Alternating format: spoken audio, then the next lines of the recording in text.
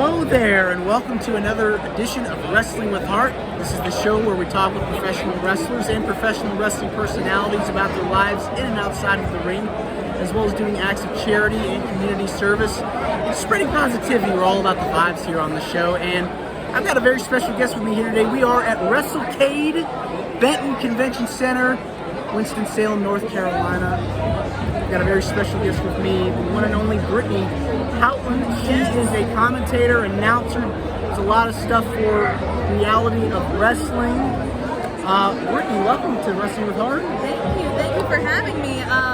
It's exciting. Wrestlecade is always, last year was my first year here, and this is my second year, so now I feel like I have my footing, but it's still so overwhelming almost in a way. Like, it's really, really fun. It's a big event that they plan every year, especially here in the Carolinas, historic wrestling territory, historic wrestling town, and just a lot of people see so many faces like Teddy Long, Devon Dudley, Al Snow, so many people here. It's crazy. Who have you liked seen the most while you've been here? I mean, I think it's honestly the friends that I haven't seen in such a long time, like Teddy Long. Me and Teddy have worked together since I started in the business. Really?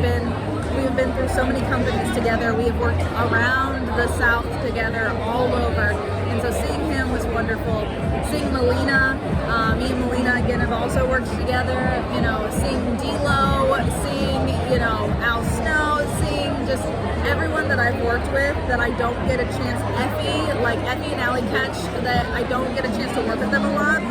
And so being able to be at something like this and see them. Sue Young, I haven't seen Sue since the last Wrestlecade a year ago. So it's really exciting. It's like a family reunion. You know so many people, you haven't seen them in years, and you just pick up where you left off. Like, it's nothing, right? 100%, yeah. A lot of camaraderie in the wrestling business. Yeah. Let's talk about how you got started. Did you want to become a wrestler at first? I did, yeah. I wanted to become a wrestler, and so as a kid, I was like, I'm going to be in professional wrestling. But instead, I moved to New Orleans and became a burlesque performer, and was a burlesque performer for 10 years. And I was like, that's close enough. The theatrics and everything is close enough. But then I started watching wrestling again. I'd fallen out of it a little bit in my 20s. I started watching wrestling again, and I was like, man, I still really love wrestling. But I love the storytelling the most. So I wanted to be a part of the story. So I wanted to be a commentator, an announcer, an interviewer. I wanted to be able to push those talents and further those talents. So I wanted to be a part of that. So that was my big drive, was I wanted to be able to be the correspondent so that I could help further the story. Definitely, it's very interesting to see what it's like on the other side of the ring, as you would call it, because the commentators, they really get into it. Like, you've got to have that energy. Yeah. And then you've got like the times where it's just so intense during a match. Like if somebody kicks out of 2 and it's a near fall, the drama, the suspense involved. Yes, exactly. That's exactly what I love to do, and I love to. Actually, funny enough, Violent J spoke on this yesterday in his interview that he did. It's an escape.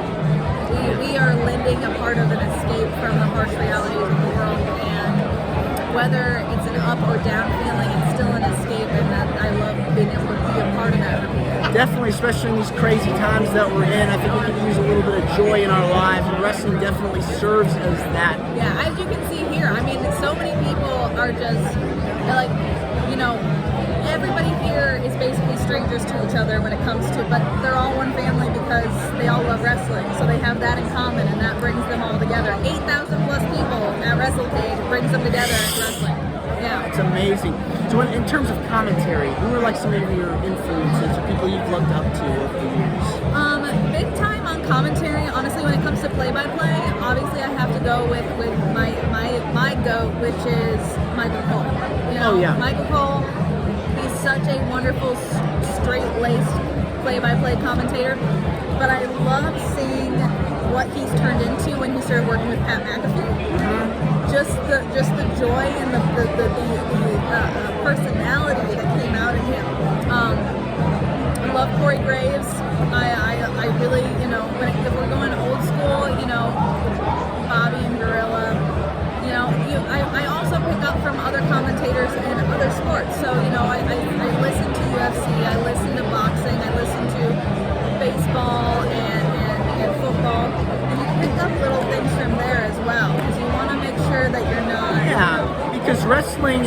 sports, they kind of go hand in hand.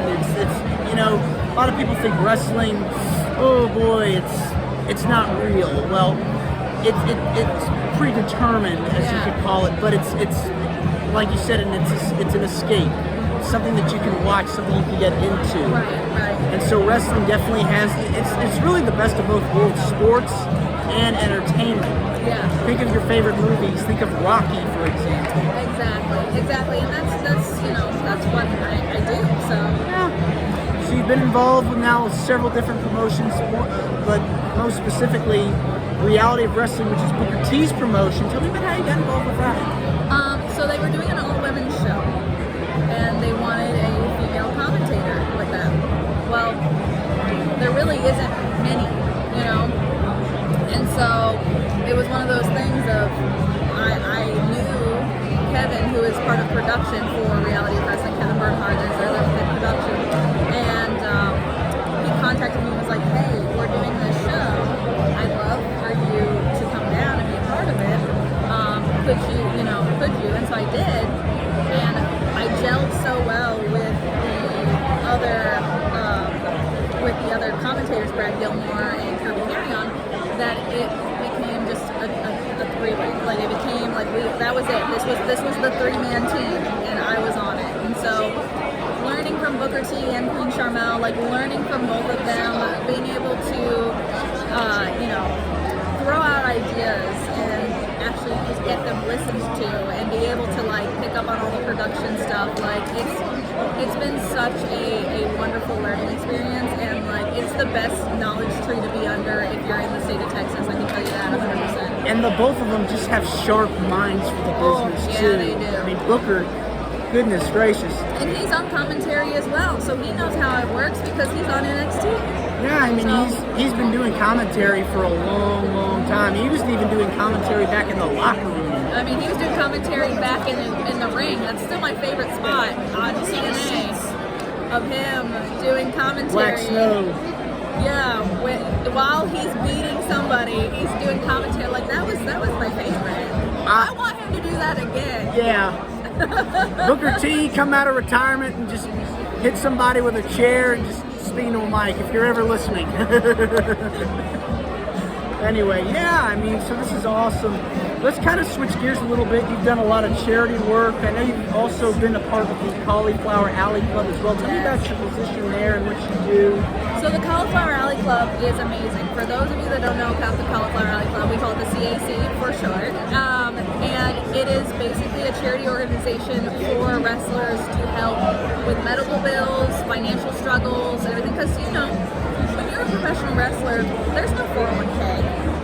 There's no retirement fund. There's no health insurance. Like, you're lucky to have health insurance if you have another job. Right. So this company has, like, this foundation was started, and it has bloomed and blossomed. And every year they hold a banquet and award ceremony in Las Vegas. Anyone can sign up to be a member that's a part of professional wrestling. So it's $27 for annual, membership, and all of the proceeds go to help wrestlers in need. And if you are a member of Cauliflower Alley Club and you are in need, you are allowed to tap into that as well. So if something happens, and they've done so many great things. So I'm a huge advocate for the CAC. I got to teach my social media class there this year. It's still 2023. I got to teach my social media class. I've made such great connections. I've been able to help them even expand out because there's a lot of young wrestlers don't go. They think it's for the old school guys, but it's not. They've got to pass the torch. They're looking to pass the torch and continue to grow this. Exactly. So drop that knowledge. And so it's Lou Fez is the one who started it. So that's how far we go back to the Cauliflower Alley Club. So obviously he's no longer with us. So it's continued. And Brian Blair from the Killer Bees, he's the president now of it. And they're looking to pass it. They're looking to get. So young wrestlers, check out the Cauliflower Alley Club. it's an amazing experience. I have met so many people there and been able to like this year, Mickey James got inducted. She was there. My dinner table was literally right next to hers, and CM Punk's. You know, Serena Deeb, Conan, the Nasty Boys, like so many people that are also here. I have worked with and met at the Cauliflower Alley Club. So it's a thing for wrestlers, by wrestlers, and it's literally, like you said, like a family reunion. So, and it's in Vegas. Like, Las Vegas. I mean, yeah. well, who can ask for anything more? Just go, have a good time, listen to Celine Dion, and then go check out the Cauliflower Alley Club. Yeah. Go to all the venues, check it out. But it just seems like a very cool organization. They want to help each other out, cheer each other on. Like you said, they've got all these different events, really cool events. What gives you the most joy, and why do you feel passionate about helping out in your community? What gives me the most joy, I would say, is just entertaining. Or making people smile and laugh and have fun. Helping out the community, I really want to help the younger generation. And I say younger, I'm not calling myself old by any means, but helping my generation and the younger wrestlers as well grow on social media, be able to expand and get the things I know now, even just being 8 years in. If I knew when I started, I feel that I would be a lot farther and larger than I am even today. So I want to have people kind of help them do that, because I didn't have that.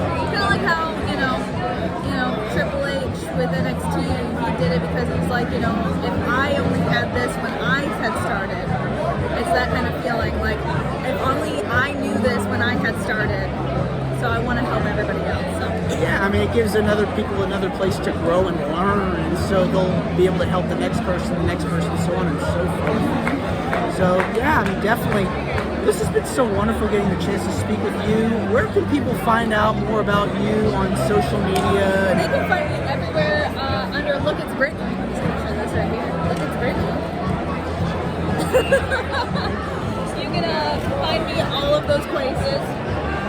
Literally on all social media under Look It's Brittani. And then, you can find me at Booker T's Reality of Wrestling. You can watch Booker T's Reality of Wrestling on their Reality of Wrestling YouTube channel. We're trying to get to 1 million subscribers. We are so close. So please subscribe. And then also, if you have the CW network, Reality of Wrestling, we're also on television. So you can see us on the CW network along with NXT. Thank you again, Brittani, so much. We'll do a full-length interview again at some point in the future. Of course. Thank you so much.